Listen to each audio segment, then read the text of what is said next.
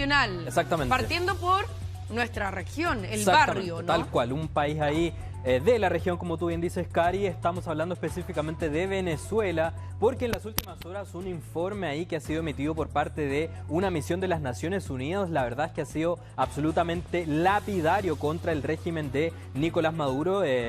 Un informe ahí de 158 páginas que aborda el periodo que se ha desarrollado a partir del 1 de septiembre del año 2023 y el 31 de agosto de 2024, es decir, hace muy poquito atrás, que es el periodo que contempla este informe de la ONU. Ha sido tildado como lapidario, puesto que acusa directamente al gobierno de Nicolás Maduro de derechamente cometer múltiples crímenes de lesa humanidad antes, durante y después de las elecciones presidenciales que se llevaron a cabo el pasado 28 de julio. Todo esto lo define más encima este informe de Naciones Unidas como una oleada represiva tras la celebración de los comicios que, como decíamos, se llevaron a cabo ahí a fines de julio. Es decir, es absolutamente lapidario, como dice ahí nuestra pantalla, este informe que acaba de ser emitido en contra de las autoridades venezolanas. Claro, pero siempre hay un pero. ¿Qué tan vinculante es la opinión de Naciones Unidas? Que es lo que estaba en entredicho, ni siquiera a raíz de Venezuela, Sí. a raíz de la guerra, por ejemplo. ¿Qué tan importante son las resoluciones que sacan estas organizaciones de países, sin duda con un prestigio enorme, ¿no? Naciones Unidas es de las más antiguas, pero también en el último tiempo se ha puesto el acento respecto de que no obligan a nada. Claro. Y que por lo tanto podrán sacar estas resoluciones, pero eso no cambia en nada la situación. Exactamente. A no ser que vayan a la Corte Penal Internacional, ¿no? Que es otro tema. Claro, ese es otro tema, pero de hecho en ese mismo sentido ya son múltiples los actores internacionales que se han manifestado a raíz de este informe emanado por Naciones Unidas, advirtiendo que ya es hora necesaria de que finalmente el régimen de Maduro finalmente se haga responsable de los actos que está siendo acusado, ya no solamente en este momento por Naciones Unidas, sino que también hace un tiempo atrás incluso la OEA también emitió un comunicado similar. Es decir, ya son varios ahí los organismos internacionales, y es por eso mismo que múltiples actores ahora de la escena internacional esperan que de una vez por todas finalmente se tomen acciones para que se haga, entre comillas, justicia en torno a esta situación y que se detengan las violaciones a los derechos humanos que están siendo detalladas acá en este informe de 158 páginas. Según detalla más encima este documento, estas violaciones a los derechos humanos son cometidas tanto por organismos de seguridad ahí que operan en Venezuela, como también grupos civiles armados contra la población. Estos grupos civiles armados son conocidos en Venezuela como los colectivos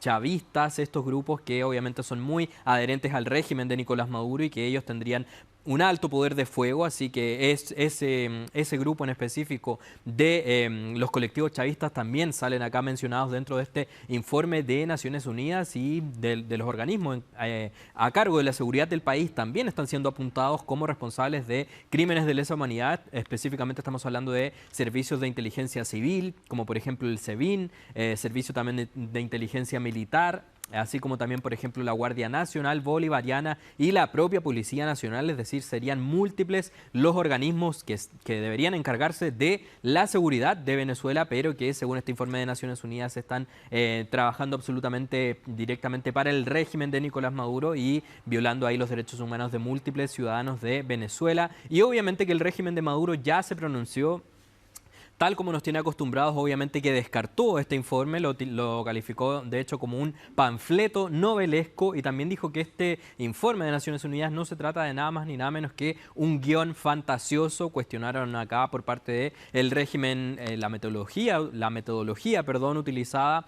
para elaborar este informe y también las múltiples fuentes de información. Es decir, obviamente, como siempre, el régimen de Nicolás Maduro trata de bajarle el perfil ahí a las críticas que recibe, pero ahora es un organismo completamente serio, completamente independiente, incluso si se quiere. Naciones Unidas es el que emite este propio informe, así que es un hecho que puede que traiga ahí múltiples repercusiones en torno a la imagen de Nicolás Maduro, que en el escenario internacional ya se está viendo cada vez más y más debilitada. Claro, y siempre han provocado este tipo de respuestas, ¿no? La reacción es de tratar en sus términos de desacreditar estos informes, pero ningún calificativo logra bloquear lo que esos informes afirman, ¿no? Claro. Que son crímenes de lesa humanidad y que son atropellos a los derechos humanos.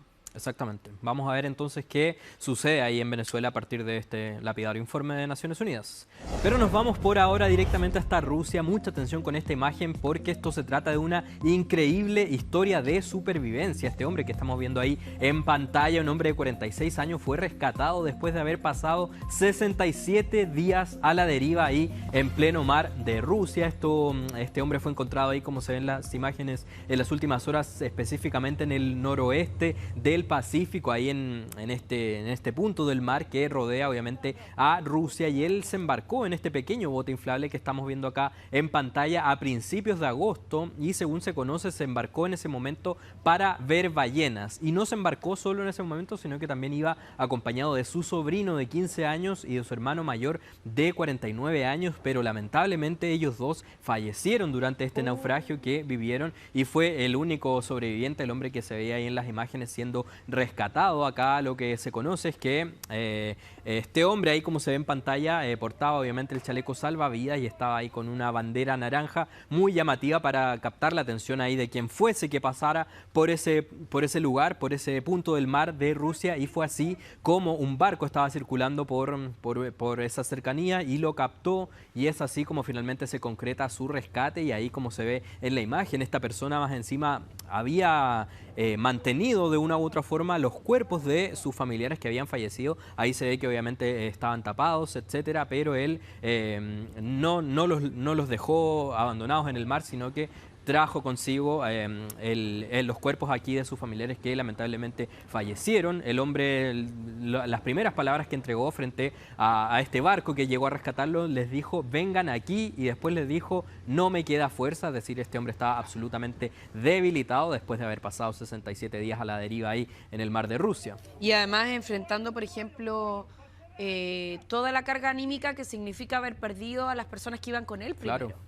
O sea, reponerse de esa pérdida, del naufragio, de lo que significa y de la experiencia traumática, y después quedar solo y a la deriva. Claro. Tantos días.